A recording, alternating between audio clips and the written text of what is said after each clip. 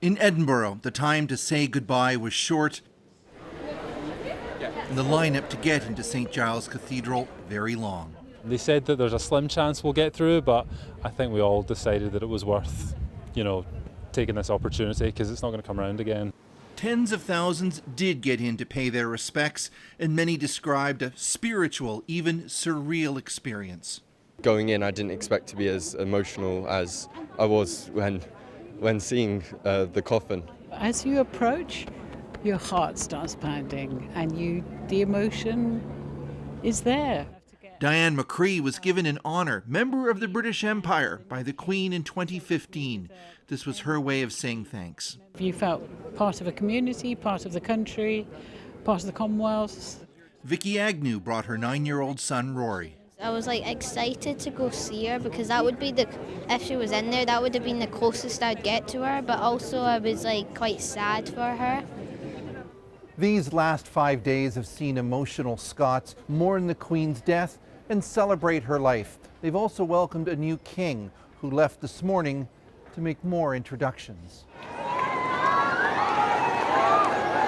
King Charles and Camilla, the Queen consort, travelled to Hillsborough in Northern Ireland, where he was urged to continue his mother's efforts of reconciliation after decades of conflict between the Unionist and Nationalist communities.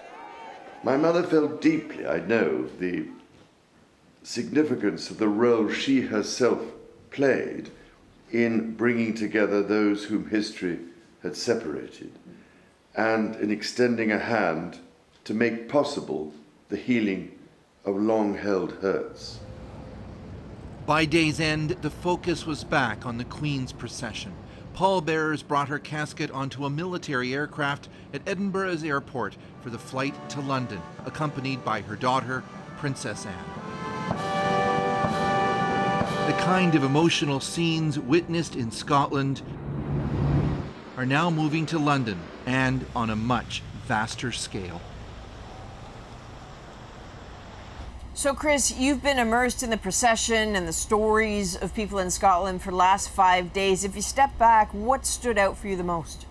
Well, really, I think just how quickly all of this came together and how large it was, all the resources, all the police officers who had to come in, and the countless community volunteers. There was a sense here that the whole world was watching Scotland. There were some arrests, some anti-monarchists protested, and then there were some protests against those arrests. But overwhelmingly, I would say, the mood of Scots as all of this moves on to London is one of pride. Adrienne. All right, Chris Brown in Edinburgh tonight. Thank you.